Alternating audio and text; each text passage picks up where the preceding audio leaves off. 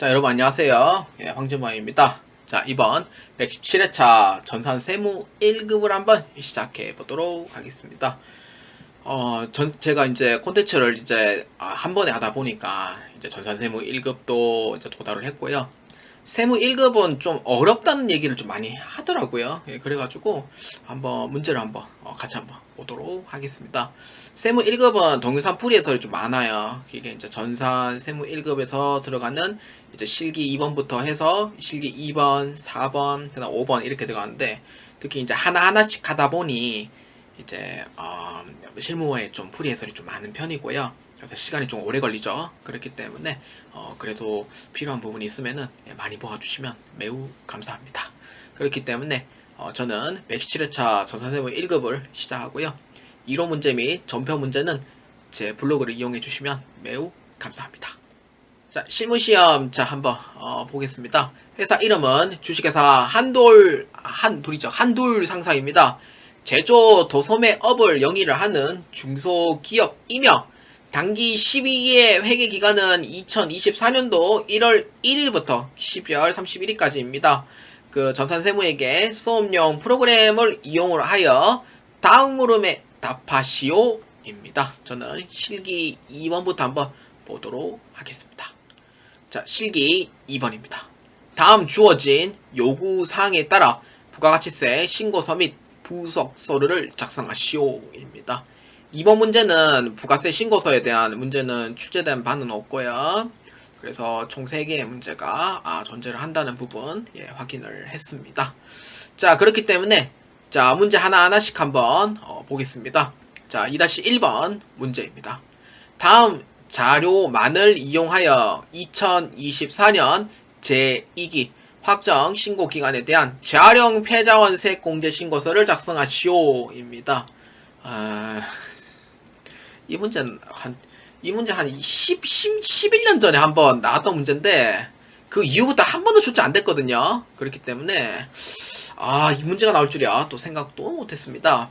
그렇기 때문에 자, 부가가치에 클릭을 해서 재활용 패자원세 공제 신고서가 있습니다. 자, 클릭합니다.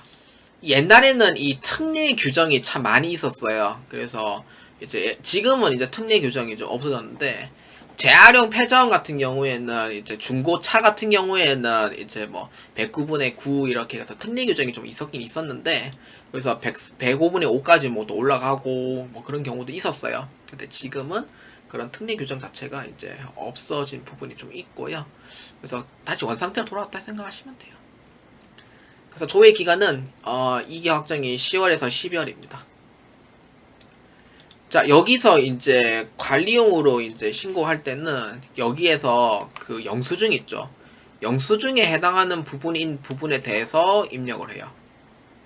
사실 이제 영수증이 있으면 사실 그 공제가 안 되거든요. 근데 의제 매입세액이랑 똑같은 특례예요. 그렇기 때문에 영수증인데 이제 사업자가 없으시는 분들에 대한 패자원은 이제 공제를 못 해주나요? 원래는 매입세 공제 안 되잖아요. 그렇기 때문에 이 부분에 대해서 3% 정도 적용을 하겠다라는 특례가 있어요. 그래서 이 부분에 대해서 이제 입력을 하는 겁니다. 자, 볼까요? 성명 또는 거래처 김정민입니다. 사업자 번호 입력해 줍니다. 거래 구분 계산서는 아닌 영수증입니다. 자, 뭐예요? 중고자동차예요? 아니죠. 기타 패자원 자원이고요. 분명은 폐유입니다. 이제 폐유는 원래 아시다시피 환경법에 의해서 함부로 버리면 잡됩니다. 진짜로. 이거 진짜 큰일 나요. 그렇기 때문에 꼭 업체에 불러서 버려야 될 이유가 있고요. 신고 들어오면은 여러분들 이거 구속됩니다. 그렇기 때문에 바뀌었네. 신용 차 바뀌었구나. 올랐네. 110분의 10으로. 그래서 1로 이렇게 해주면 돼요. 특례가 없어진 부분이 좀 있어요. 그래서 취득일자는 2024년 10월 10일 거래일자로 잡으면 되고요. 그 다음에 이수진입니다.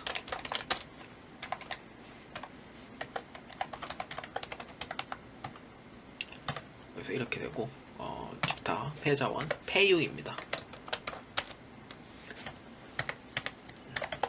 그래서 103분의 3 이렇게 해주면 되고 이렇게 잡으면 돼요. 그럼 끝났어요. 근데 여기에서 이제 세운계산서는 따로 이제 발행이 돼 있으니 이 부분에 대해서는 굳이 입력할 필요는 없어요. 사업자가 있죠. 그래서 필요가 없고요. 그래서 김정민하고 이수진에 대해서만 입력을 해주는 겁니다. 자, 그렇기 때문에 이제 이것도 역시 이제 과도한 세액 공제를 못 받기 위해서 한도 규정이 조금 적용이 돼 있어요. 그렇다 보니 자, 한도 규정을 이용을 해서 자, 한번 해보도록 합시다. 이게 칸이 안 맞네요. 생각보다. 자, 칸이 안 맞아서 일단 잠시만요. 한번 입력을 한번 보고 그 다음에 좀 할게요. 좀 불편하긴 한데 좀 할게요. 자, 일단 보면은 매출액이 적혀 있어요. 매출액은요, 이 부분에 대한 매출액을 넣어주면 돼요. 이기 확정 신고 기간에 대한 매출 공급가액은 1억 3,500만원이다. 이렇게. 그래서 확정 신고 부분에 1억 3,500만원만큼 적어주면 되고, 한도가 이제 적용이 돼요. 그 다음에 이제 세운계산서에 해당하는 금액 넣어주면 돼요. 트럭, 고정자산, 그 다음에 폐유 이렇게 넣어줘요. 그럼 얼마냐면 1억 4천만원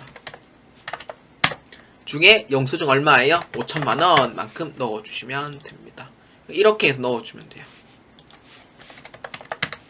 이렇게 해서 넣어주면 되고, 자, 여기에 전진유통은 트럭, 예, 트럭에 대한 패자원. 이거는 사실 이제 뭐 공제를 받다 보니 사실 이거는 한도에서 이제 해당 사항이 없고요. 그래서 이거는 제외하고, 그 다음에 단기 매입액, 세운계산서 해당하는 부분 폐유만 넣어줍니다. 폐유 관련해서 6천만원, 영수증 얼마? 5천만원 이렇게 넣어주면 돼요. 이렇게 넣어주면 이제 한도 금액이 나오게 돼요.